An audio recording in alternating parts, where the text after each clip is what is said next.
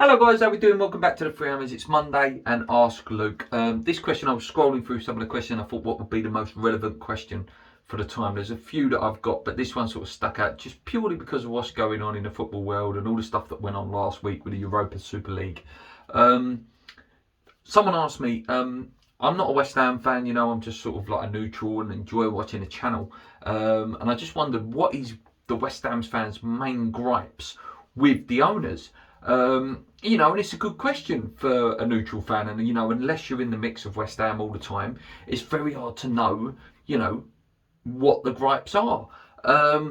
So let's go through it, shall we? Obviously, they took us over and saved us, as they like to say, and gave us, you know, the dream. They sold us this dream that we was going to go to this new beautiful stadium, be given world-class team, world-class stadium, world-class management, world-class facilities, and that's the constant line that you will hear in this video is world-class, world-class, world-class, world-class. And none of that was delivered on the 10-point plan. The 10-point plan is there to be found. You can look it up on Google. I'm not going to, you know, go through every single step. But, and ever since we've been in there, but, you know, this season's been a bit of a, you know, a taboo season, and it's nothing to do with them. And please don't think that, you know, I'm being negative just for the sake of being negative. I'm just answering a question and putting it out there for you. So ever since they took us from our spiritual home, under the guise that we was, like I say, we're going to get world-class team in a world-class stadium, and compete up there with the Champions League. We've done it this season, but it's taboo, like I say. They've not invested the money. There's constant talk of, you know, how they've got no money, and it's all done very cheaply. And you know, the TalkSport puppets like Jim White and stuff like that would have you believe that, you know, under Pellegrini they spent loads and loads of money, which they did. You know that they did. They brought in Anderson, they brought in Haller. Fornals was a good price as well, and put people like Yarmolenko on big money, etc. However, there's no context in terms of the sales and the money saved under them. The first season in the London Stadium was a massive chance for them to make a statement and sign a big player, and they didn't. It's always done on the cheap. It's always this, yeah, can we buy Lacazette for 40 million, but we pay it £1 a week for the rest of our life? It's always done in these like silly instalments when, you know, I know a lot of clubs buy players on instalments, but, you know, if you want to go and make a statement that year, we should have gone and bought someone, and that time has gone now. That time has gone.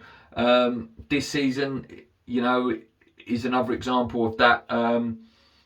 David Moyes has done well in spite of them. You know, he wasn't fully backed. He was not given anywhere near the sort of funds that Pellegrini was given, and I think Moyes would have spent the money a lot wiser, and, you know, the players scouted would have been a lot better. And I would love to see someone like Moyes given the funds that Pellegrini was given to spend.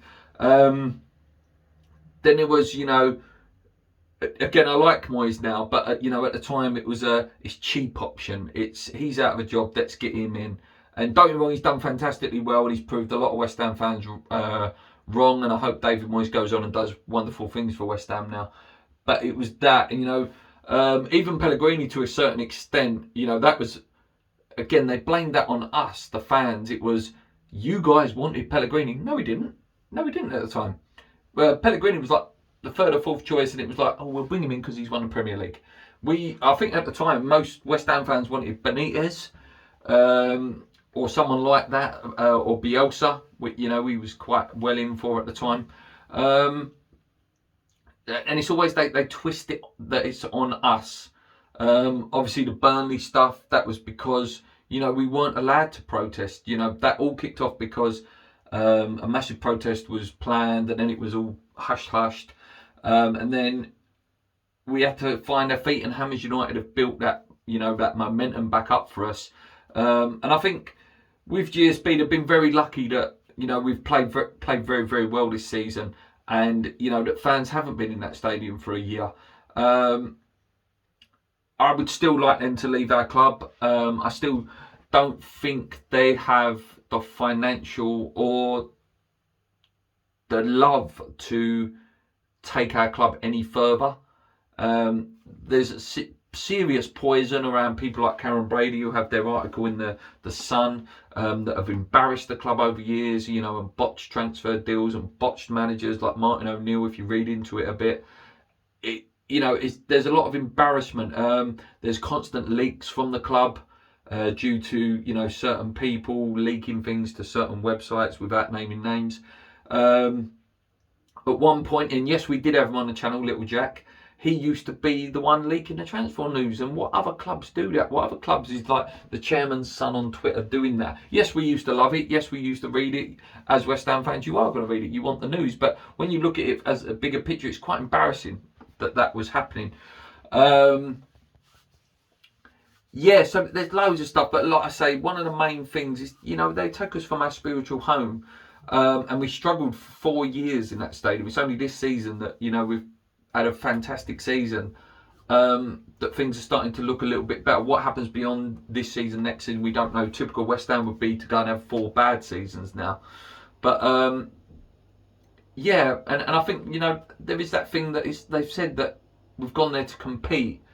However, the 3-4 years previous to this season, we haven't.